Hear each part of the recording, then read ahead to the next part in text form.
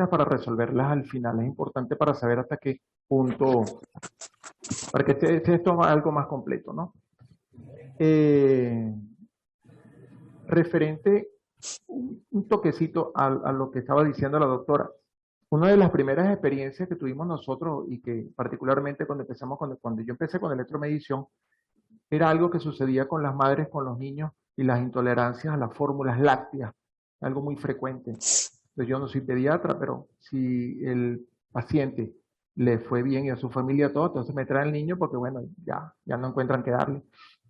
Entonces yo le decía, traiga las fórmulas lácteas que le está dando y otras más. Y simplemente lo colocábamos en el aparato.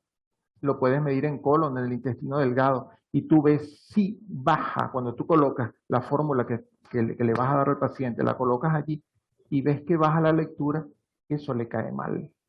Y cuando colocas la que verdaderamente le va y te marca bien, dele esto. Santo remedio. Estamos hablando de práctica, porque esto no es teoría, esto es basado en una práctica ya con una casuística de pacientes durante muchos años, y por eso queremos compartir ese conocimiento, porque no es lo que yo diga, ni es lo que la doctora diga, es lo que ustedes experimenten y lo que ustedes puedan llegar a pensar si se interesan y alguno de ustedes toma esta técnica para desarrollarle, para ver. Bueno, ok, en un principio cuando comenzó la electromedición, se comenzó, por lo menos aquí en Venezuela, ¿no? El doctor Folo hacía esto con ampollas y otras cosas más, midiendo solamente órganos. Un paciente se sentaba y tú decías, tienes un problema en el riñón, tienes un problema en el hígado, ok, pero más de allí no se averiguaba, o incluso algunas personas todavía miden así, no investigan más allá. Ya después, con la electromedición se agregaron otras cosas, se agregaron los medicamentos homotoxicológicos, se agregaron células y test de medicamentos, que es muy importante medir medicamentos. ¿Por qué? Porque nos permite medir desde un simple AINES para nosotros saber qué necesita el paciente. ¿Es un diclofenac sódico? ¿Es un diclofenac potásico? ¿Le irá mejor el ketoprofeno o le irá mejor el meloxicam? A todos nos ha pasado que si tú se lo envías de repente, doctor, no me hizo nada, bueno, tómate este, se lo cambia, ese le va bien. Una de las bondades de la electromedición es que tú puedes medir al paciente antes de que se tome el medicamento, porque lo estás colocando allí, estás haciendo un ensayo previo electrónico en donde tú ves, mira, no te hace nada el diclofenac potásico, no te hace nada el diclofenac sódico, mira, pero el ketoprofeno te va bien, y se lo indicas. Y de verdad que bueno, ya es una cuestión que hay que vivirlo y verlo y entenderlo, ¿no? Pero es la realidad, y es lo que funciona y es lo que uno ha visto. Vuelvo y digo, todo esto es basado en experiencia, en práctica. Esto no es un libro que uno se leyó y venimos a repetir cosas, no. Eso es así. Bueno, en el 2015, como bien dijo la doctora, agregamos entonces lo de neurotransmisores, porque ya se medía algo, se medía serotonina, histamina y algo de adrenalina. Cuando hicimos neurofarmacología dijimos, pero entonces esto se puede ampliar, y fue lo que la doctora explicó. Se agregó la medición de neurotransmisores. Igualmente con hormonas, cuando se hizo la formación en hormonas, también los neurofármacos que van unidos a los neurotransmisores, y lo más reciente, lo que la doctora diseñó, que es un protocolo de medición para alergias, ¿no? A la siguiente. Ok, retomando un poco lo que la doctora comentó, ¿qué podemos medir con el aparato? Un paciente se sentó, doctor, me siento mal, X, tú haces tu historia médica tradicional, el examen clínico semiológico, eso no se va a abortar en ningún momento, porque somos médicos y tenemos que partir de allí. Vamos a agregar esto. Yo diría, la electromedición es un paraclínico. Así como pedimos un estudio de imagen, hacemos una biopsia, es un paraclínico que nos ayuda y nos da una orientación diagnóstica para nosotros poder profundizar más allá y seguir investigando. Entonces el paciente se sienta. Por ejemplo, podemos determinar virus de gripe, dengue, hepatitis y coronavirus.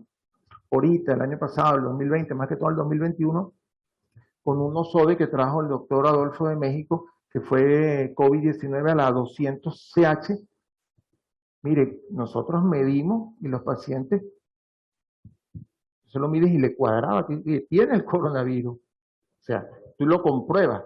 Claro, tú no te vas a fiar nada más por electromedición. Tienes que pedir los exámenes. Pero ya te está orientando. Una paciente que llegó con una parálisis facial,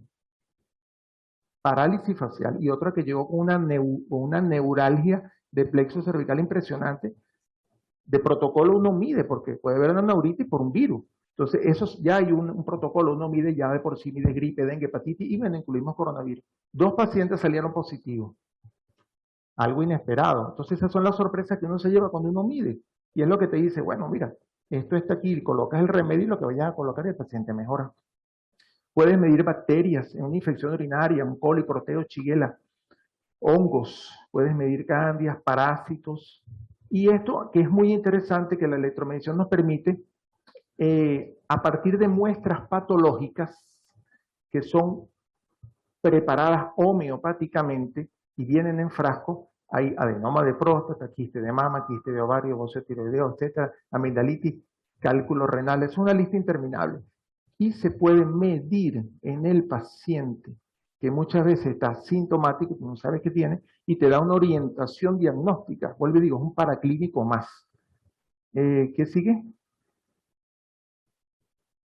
Ok, se puede también medir productos del metabolismo. Todo eso lo hay preparado homeopáticamente, ácido úrico, cálculo renal, hormonas, estrógeno, progesterona, testosterona y DEA.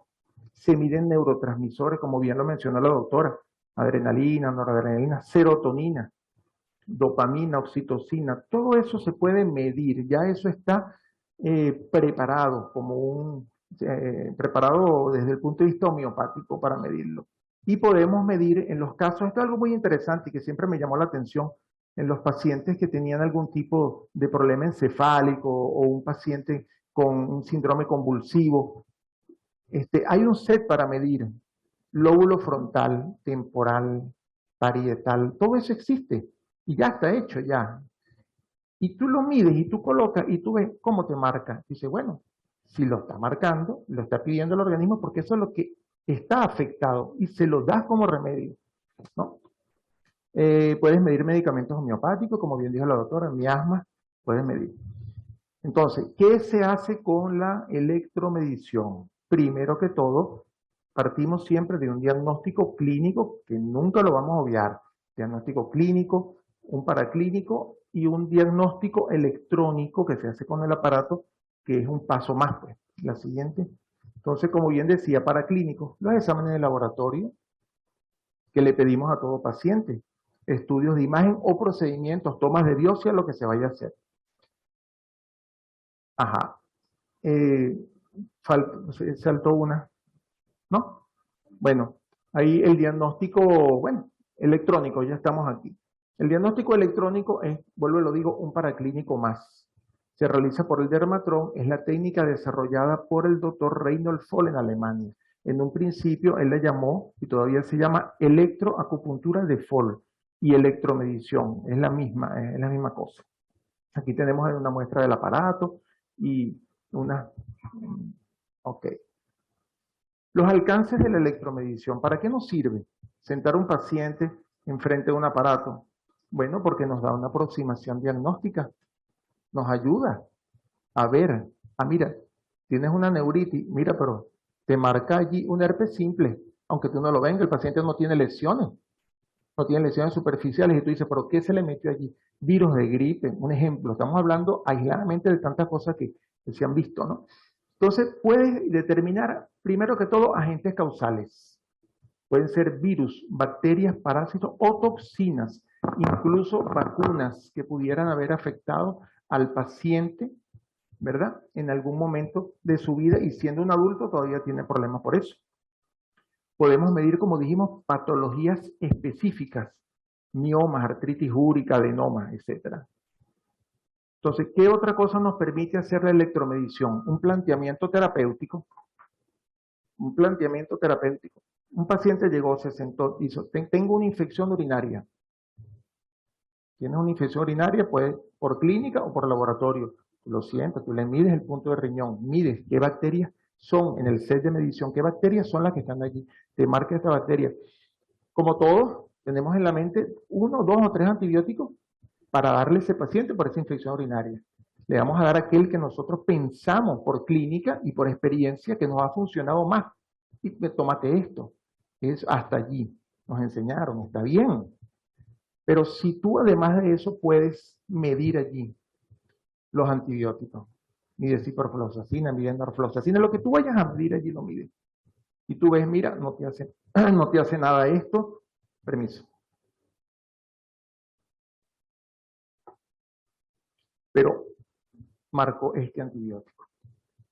Entonces, ese rango de error que puede suceder tanto con un antibiótico como con un simple AINES, que a todos nos ha pasado en algún momento, lo evitamos, porque estamos midiendo allí mismo con el paciente, estamos haciendo un ensayo eléctrico que nos dice, mira, aquí está, este es el que le va mejor por resonancia. Todo eso se hace. Yo quiero que más allá de la teoría, poder transmitir la idea de que esto no es una teoría, esto es algo que tú sientas al paciente allí y tú ves eso. Claro, tienes que tener un set de medición, tienes que tener un set que tenga bacterias, que tenga hongos, que tenga parásitos, que tenga todo, tienes que tener todo eso armado porque si no te le vas a medir. Entonces, bueno, puedes medir fármacos, ya lo dije, medicamentos homeopáticos, como mencionó la doctora, organopreparados, nosodes, patologías específicas, vacunas. Hay un set de puras vacunas. Se miden casi siempre en encéfalo cuando hay algún trastorno por allí. En un niño que tenga algún tipo de trastorno, mides las vacunas y ves cuál es la que lo pudo haber afectado, lo que marque allí, ¿no? En la electromedición. Y ya dijimos que medimos miasmas, bacterias, plantas, incluso alimentos se pueden medir también. Entonces, más allá, lo que estamos nosotros viviendo ahorita con la electromedición, además de lo ya nombrado, que son los neurotransmisores, que ya lo nombró la doctora. Esto es muy importante porque esto es motivo de consulta muy frecuente, desde una simple depresión o una migraña, un paciente que llegue con una cefalea migrañosa, o una paciente que tenga trastornos de carácter cuando le viene la regla, o un paciente depresivo que está en esos vaivenes. Esto es el día a día. Entonces, ahí escribimos, lo nuevo es medir los neurotransmisores preparados homeopáticamente a varias escalas decimales. Los que no saben nada de homeopatía por los momentos, es que tú agarras el neurotransmisor y lo preparas en diluciones homeopáticas. Y esas diluciones homeopáticas es lo que vas a medir. Ajá, a escalas decimales. Estamos trabajando con escalas decimales porque hay otro tipo de escalas. Ajá, entonces esto me permite, con el paciente allí sentado, personalizar la dilución requerida para ese paciente. Te sale una de 6, te sale una de 3, te sale una de 10 y eso es lo que vamos a administrar. Bueno, hablando de neurotransmisores, haciendo como algo muy corto, ¿no? Como para entender o recordar, mejor dicho, que el sistema nervioso tiene 3 pilares, pues, fundamentales. Un pilar excitatorio, un pilar inhibitorio y un pilar regulatorio que está allí en el medio, ¿no? Del lado excitatorio tenemos todo lo que es el glutamato y la noradrenalina, ¿verdad? Por eso los pacientes que son sensibles al glutamato monosódico, etcétera, y todo aquello produce ciertos trastornos. Y por otro lado, tenemos neurotransmisores que inhiben al sistema nervioso, la serotonina y el GABA. Y la dopamina que está en el medio, que puede estar alta o baja, excitando o inhibiendo. Esto es lo fisiológico, esto es lo normal, esto es lo que debe ser, ¿no? Ajá. Tomamos aquí, son muchos neurotransmisores, solamente para mencionar la serotonina, ¿verdad? ¿Qué sucede? Las alteraciones de la serotonina pueden estar en deficiencia, todo el mundo, ya por allí se escucha que la gente dice, ay, tengo la serotonina baja, está deprimido. Entonces, o si la tiene alta, ¿cómo está? Puede estar ansioso, neurótico, crisis de pánico y en algunos casos extremos, psicosis, junto con la dopamina elevada. Entonces, esto no nos va a llegar un paciente psicótico quizás, pero nos llega el paciente que se te siente y me dice, estoy deprimido. Entonces, ¿qué tenemos que hacer? Ya por clínica sabemos, debe tener la serotonina baja. Si tienes una herramienta más, bueno, si tienes el laboratorio que te mida serotonina, mándalo y que pague el examen, pues. Pero si tú tienes un aparato que te puede decir de una vez así, mira, tu serotonina La serotonina que te va es esta es la que tú requieres. De una vez, lo mides y se lo mandas de una vez. Ajá. Entonces, con alteraciones de la serotonina podemos tener muchas cosas, ansiedad, en casos extremos dijimos psicosis y esquizofrenia, y trastornos afectivos, etcétera. Y conductas agresivas, pues. Si la serotonina depende si está elevada o si está disminuida. La siguiente. Ok, esto es producto de la práctica de unos pacientes que yo hice como una casuística y, y dije, bueno, vamos a desarrollar esta idea aquí. Este es el paciente que, que te llega a la consulta, te dice, estoy ansioso. Ansiedad y ansiedad. Dos polos. Primero, dopamina elevada y serotonina elevada. Y allá dopamina baja y serotonina baja. Pero los cuadros se parecen mucho. El paciente te llega ansioso en los dos casos. Te llega con crisis de pánico en el momento. Te llega con miedo y te refiere que tiene insomnio. Entonces tú dices, bueno, ¿en qué polo está? ¿De qué lado está? ¿Será que tiene la dopamina muy elevada o será que tiene la dopamina muy baja o la serotonina elevada o baja? La electromedición nos puede ayudar a medir y saber eso. También tenemos otra forma, que es midiendo, en este caso, los neurofármacos, que lo puedes medir de dos maneras. O mides el neurofármaco homeopatizado a una D3, puedes medir lanzapina, risperidona, quetiapina, lo que vayas a medir, o un antidepresivo. O los puedes medir tal cual como viene el fármaco presentado de farmacia. Lo puedes medir allí también. El que tú ves que le cuadra al paciente es el que requiere el paciente. Es el que requiere el paciente. No, la anterior. Ajá. Agregué aquí levodopa y carbidopa porque es muy importante esto. Hay el paciente que tiene un déficit de dopamina, pero no es un paciente típico que te llega con, que tú dices, es un Parkinson cuando lo ves caminando. No, el paciente que te llega con un caminar lento, tú ves la clínica, cuando lo mides, tiene la dopamina baja, le hace falta dopamina y se la administra y el paciente mejora porque mejora. Y lo estás midiendo allí, no es algo subjetivo, algo que uno inventa que yo pienso que va a funcionar, no, lo mides allí y si no le marca no se lo manda, pues. Ajá, la siguiente. Bueno, esto es referido a casos de asma. Estos son algunos casos clínicos. Arriba la palabra asma debería haber estado ahí, pero no importa. Mire, lo importante es esto. Hay pacientes que se presentan con cuadros asmáticos, todos lo hemos visto, pacientes asmáticos severos, de difícil tratamiento y con episodios muy frecuentes. Y está el otro paciente que se presenta con crisis moderadas a leves, que responde a tratamiento y es de fácil control. Bueno, ¿qué hemos podido ver a lo largo de los años? Porque esto es práctica, esto no es teoría. El asma mediada por la serotonina es esta.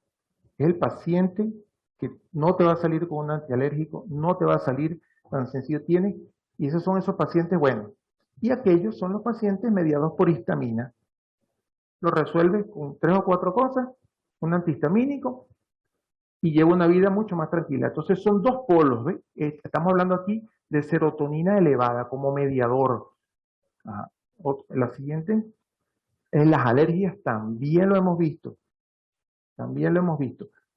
Las alergias mediadas por serotonina o mediadas por histamina. ¿Cuáles son las peores? Las mediadas por serotonina. Es el paciente que se toma un acetaminofén y hay que sacarlo corriendo para el hospital porque se puso grave con un simple acetaminofén o con un medicamento o con un alimento. Son reacciones muy severas. Están mediadas por serotonina normalmente. Cuando uno mide, sale serotonina a la D3. A la D3. En homeopatía, D3 es diluido, lo voy a simplificar así, diluido 3 veces. D10 es diluido 10 veces. Si yo tengo 1 kilo de sal y lo diluyo en 3 litros de agua, y tengo 1 kilo de sal y lo diluyo en 10 litros de agua, va a ser mucho más severo lo que tengo aquí que lo que tengo allá. Entonces, pero en líneas generales, alergias mediadas por serotonina o por histamina, para no enredar mucho la cosa. La siguiente. Ok, ya hablamos de neurotransmisores, hicimos algo muy rápido, que son muchos neurotransmisores y muchas cosas, pero tratamos en corto tiempo de simplificar, de transmitir la idea, ¿no? Electromedición y hormonas. Tomamos dos hormonas nada más, el estradiol y la testosterona. Ok, hablemos un poquito de los estrógenos y de los tipos de estrógenos que existen, ¿verdad? El estradiol, el estriol y la estrona. El estradiol, como lo vemos aquí, es la hormona predominante en la mujer en edad reproductiva, la estrona en la mujer ya cuando está en la menopausia y el estriol cuando la mujer está embarazada. La siguiente. Ok, entonces aquí nosotros podemos ver cómo ya se unen las hormonas con los neurotransmisores. Cómo una hormona estimula o deprime a un neurotransmisor. En este caso, los estrógenos estimulan la síntesis de noradrenalina, nos ayudan a mantener en un estado de alerta, pero compensado. Promueve, en este caso, el estrógeno, la captación de triptófano para la síntesis de serotonina, para tener un carácter calmado, apacible. Melatonina, para tener una buena calidad de sueño. Entonces, ya aquí podemos deducir que si hay alteraciones de los estrógenos, esto se va a alterar. Y es el paciente que te llega. Ok, ¿qué más hacen los estrógenos? Bueno, me ayudan al paciente o en condiciones normales a modular lo que es la memoria a corto plazo, la modulación del dolor porque las beta-endorfinas aumentan, un efecto antidepresivo por la dopamina y un efecto sedante. Un efecto sedante. La paciente que tiene déficit, eso lo vamos a ver más adelante, que no tiene suficientes estrógenos, padece insomnio. Te lo consulta insomnio. Por este efecto, porque no hay suficiente estimulación sobre el GABA. Por eso no nos vamos a extender allí. Aumenta las endorfinas. Bueno, pero hay algo aquí, una idea muy importante. Aquí vemos la interacción hormona-neurotransmisor. En la depresión pensamos en antidepresivos y nos olvidamos de las hormonas. Llega el paciente deprimido, sea hombre o sea mujer.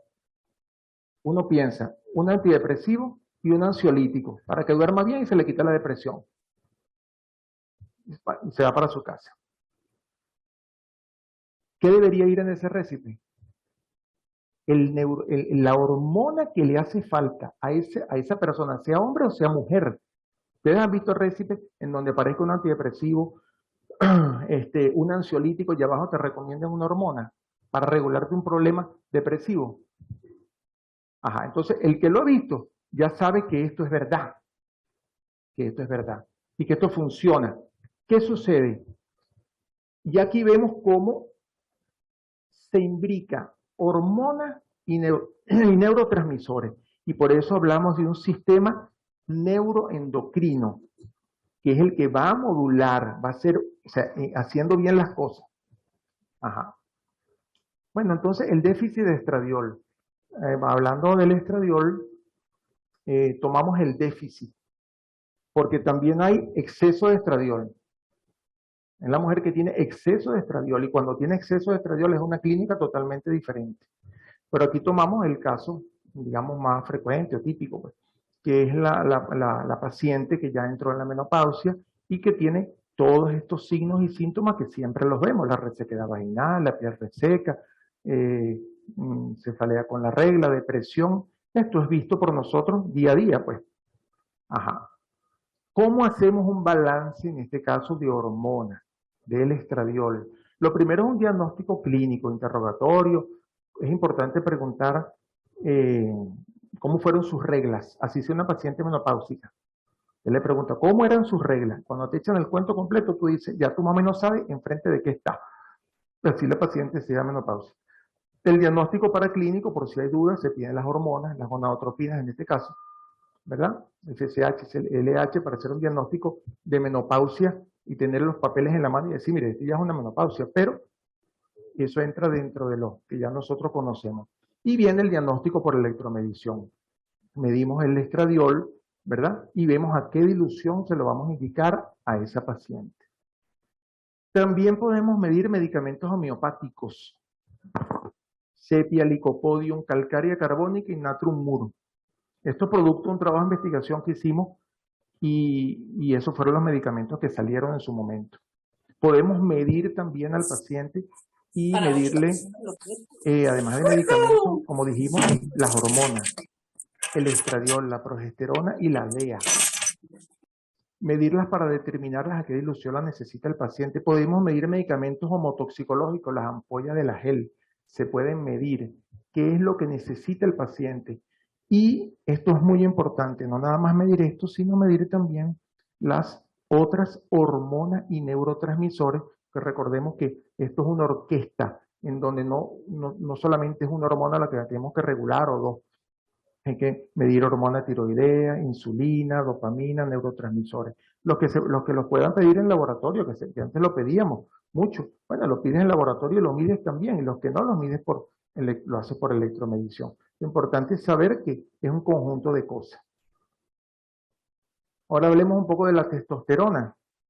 Recordando, es un andrógeno, es un tipo de andrógeno producido en este caso en el hombre por los testículos y por los ovarios en la mujer, la androstenediona. Y es importante esto, también es producido por la corteza suprarrenal, en este caso no la testosterona, sino la DEA, la dihidroepiandrosterona.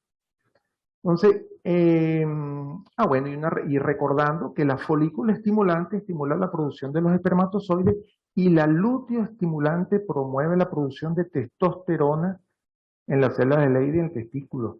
¿Qué sucede? Recientemente vimos un caso que, bueno, le cuadró la lúteo estimulante. Por clínica tenía toda la clínica de testosterona baja, la obesidad, bueno, una cantidad de cosas. Y dentro de todo lo que medimos allí, apareció, por primera vez apareció, le faltaba hormona lúteo, le faltaba, perdón, una gonadotropina, la lúteo estimulante en ese paciente.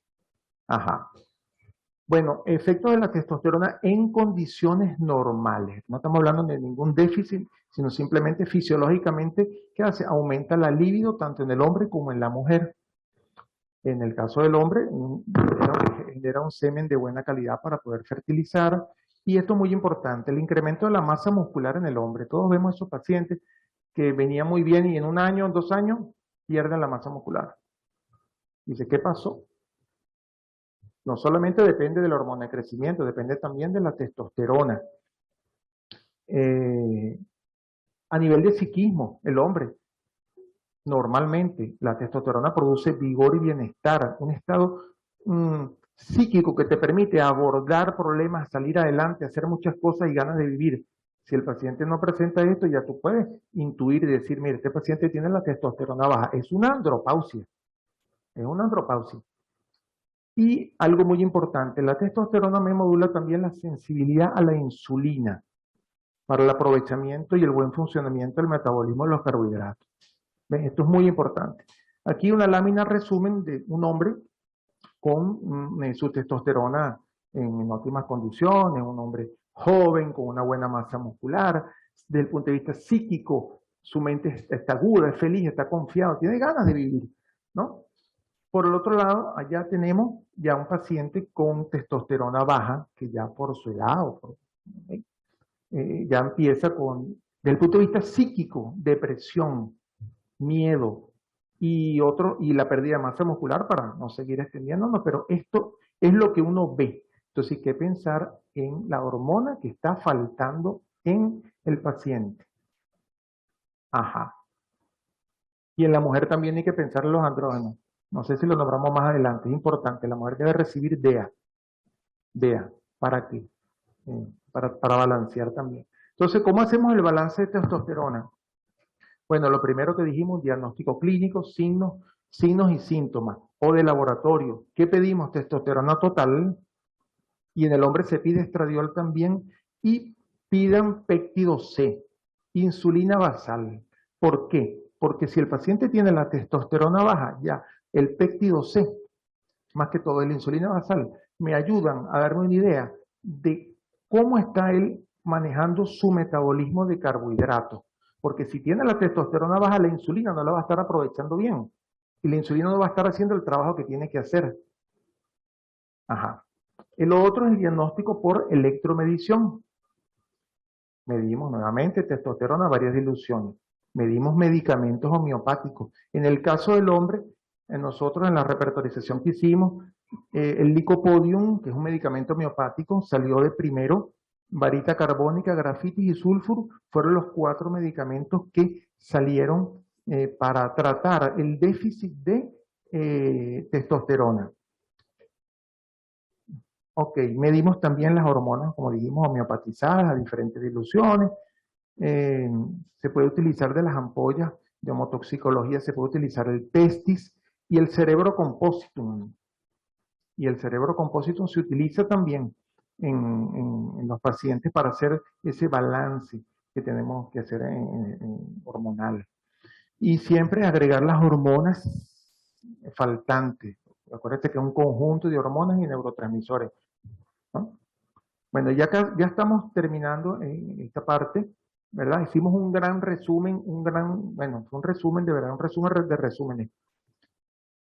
Ya tocamos esos puntos, tocamos hormonas, tocamos neurotransmisores, hablamos un poquito de balance, de homeopatía. Esto ya es algo aparte, esto es más que todo referido a la electromedición como técnica.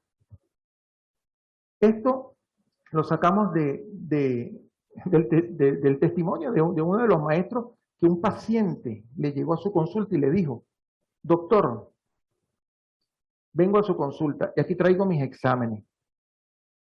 Una carpeta altísima, llena de exámenes.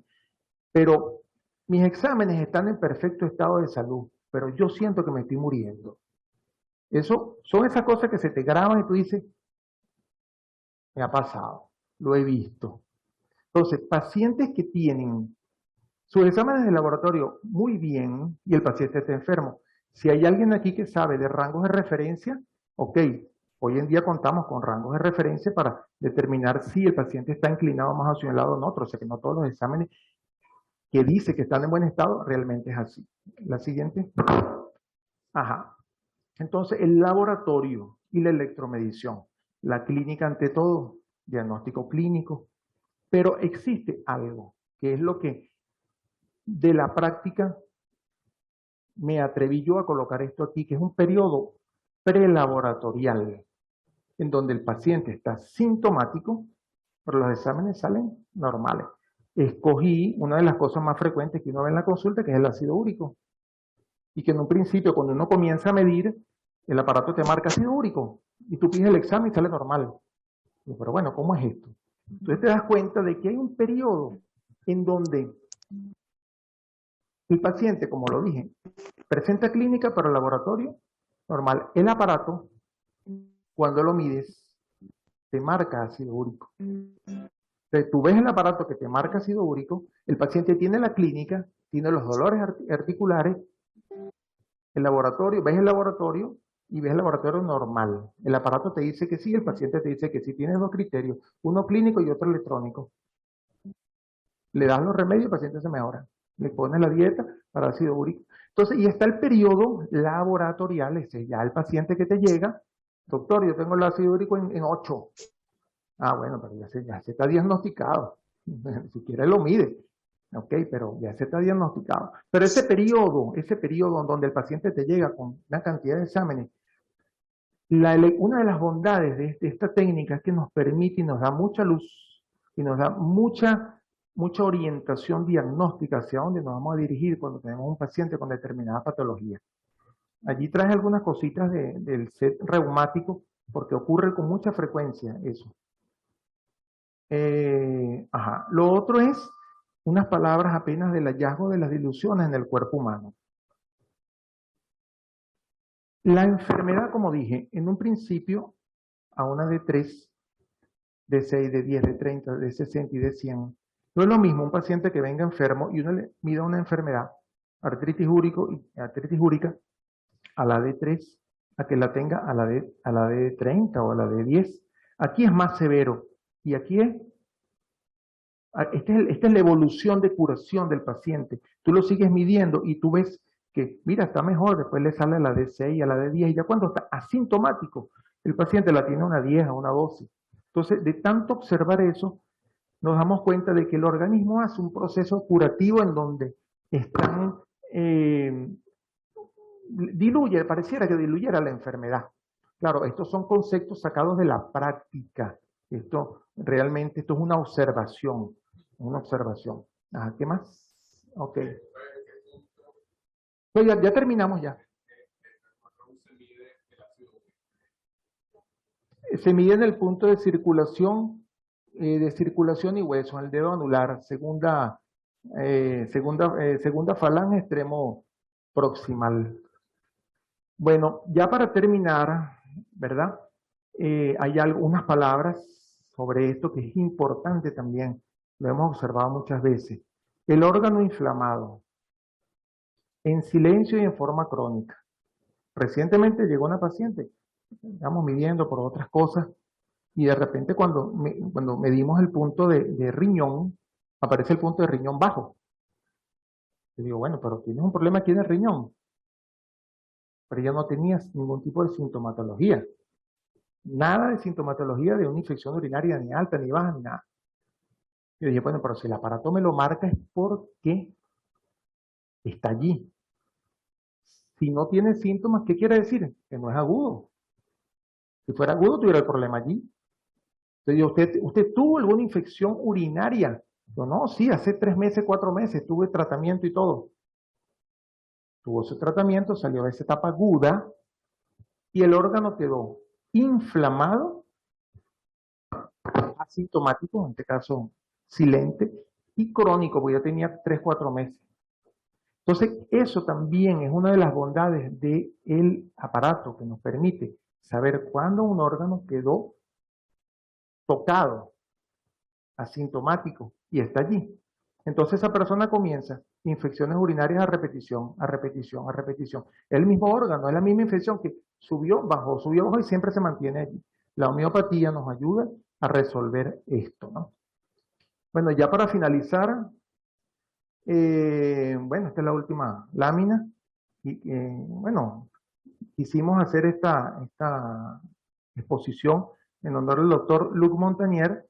Los que lo conocen y los que no lo conocen, él fue un virólogo francés, premio Nobel, y estaba recibiendo el premio Nobel cuando descubrió, aisló el virus del SIDA y otros descubrimientos más que hizo referente a esa enfermedad. Él falleció ahorita el 8 de febrero del 2022 y en sus últimos años él se atrevió a avalar la homeopatía. Y están los videos, en un congreso que hubo en España en el 2016, le hace una entrevista a él, y una entrevista interesante, muy bonita, es corta, y él avala y explica por qué. Sí funciona la homeopatía. Él hizo, no porque él se lo imaginó, él hizo unos experimentos en donde determinó que sí sobre la memoria del agua, etcétera, todo aquello.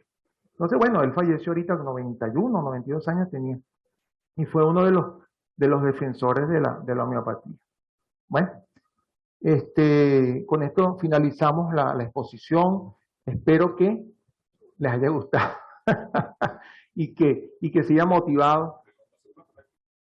Sí, sí, viene una pausa y viene ahora una sesión práctica bastante improvisada, ¿verdad? Porque es una mesa, tenemos todo aquí, ¿verdad? Pero con la calidad y con la buena intención de que podamos demostrarles a ustedes las bondades de la técnica y puedan hacer sus preguntas. Es importante también las preguntas, las personas que tengan dudas, que quieran preguntar, no dudas, preguntas, y se las podemos responder, no sé si ahorita o cuando. Ajá, ¿y las preguntas? Sí. Por ejemplo, si la persona hace la medición de la aspirina, es un ejemplo. Ustedes tienen entonces, como decía, el combo de la aspirina para hacer esa medición, o la persona tiene que traer la medicina para hacer la medición. Ajá, sí. Bueno, es importante que uno debe disponer de un kit, sí, un kit en donde tú vas a escoger los antibióticos de tu preferencia, lo que tú manejas más, si eres pediatra, depende de lo que tú hagas. Vas a escoger, bueno, mija, los antibióticos que yo manejo son estos, y los tienes allí sin homeopatizar, simplemente los compras en la farmacia y los tienes allí. Si eres psiquiátrica, si eres y atiendes patologías psiquiátricas o eres psiquiatra, debes tener los neurofármacos allí ¿verdad? Depende lo que trabajes, ¿no? Tienes que tenerlo allí y eso es parte de lo que uno mide, parte de lo que uno mide. Analgésicos no pueden faltar, antiinflamatorios, pues. Si hay pacientes asmáticos, depende lo que veas, lo que veas. Tú vas a ir armando tu kit. Y dependiendo de eso te va. Ujú. Muy importante eso. ¿Ah? Ajá, pero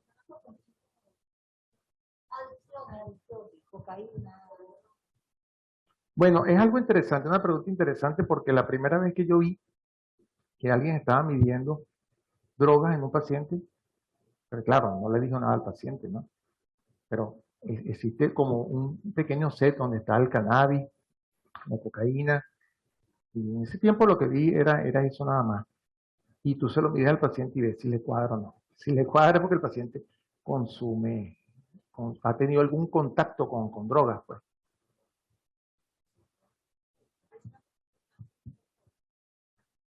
Hay una cosa importante en el post-COVID. El virus lo que inicialmente produce es una distonía neurológica, una distonía sobre todo del sistema nervioso autónomo. En base a esa distonía, entonces ya uno puede saber que siempre hay que medir entonces sistema nervioso y hay que medir sistema nervioso, puedes medir los neurotransmisores del simpático y en este caso, como no tenemos acetilcolina, como les dije, entonces vamos a medir plexo sacro y nervio vago. Por otro lado, él generalmente, por esa misma distonía, el problema inmunológico esencial de él es producir un gran evento inflamatorio. Y ese gran evento, mientras más grave es el post-COVID y mientras más grave fue la propia enfermedad, más alteraciones a nivel intestinal hay, o sea, más alteraciones de microbioma hay. Entonces, ¿qué es lo que uno mide en un post-COVID? Sistema nervioso, hígado, sobre todo si el paciente está hospitalizado, porque hay muchísimos medicamentos, o sea, al paciente lo invaden no solamente con los antivirales, sino también hay dosis extremadamente altas de esteroides y de antibióticos. Pueden estar hasta más de 21 días recibiendo antibióticos y a veces hasta 2 tipos de antibióticos. Entonces vamos a medir sistema nervioso, se puede medir sistema inmunológico, Encéfalo. hígado y, y sistema digestivo. O sea, el sistema nervioso es el encéfalo. Y encéfalo. La verdad que yo le digo el sistema digestivo, no me he aprendido los nombres todavía de... Sí. Ajá.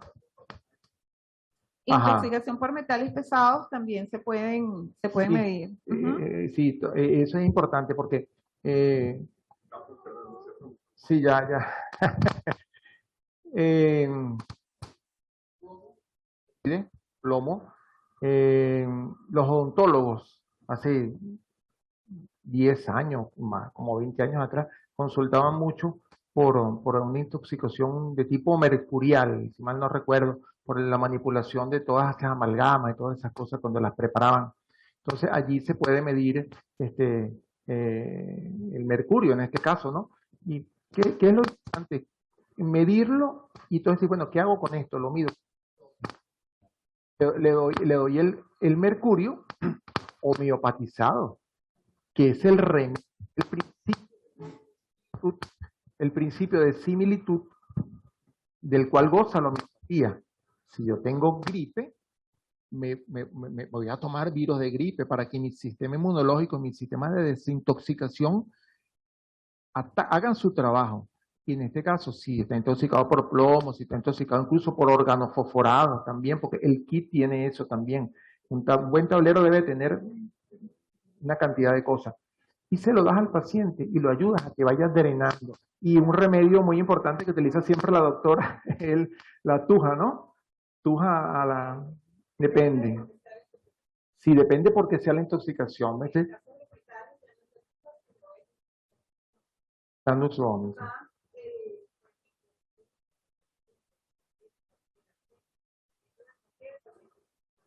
Sí, sí, sí. Ajá.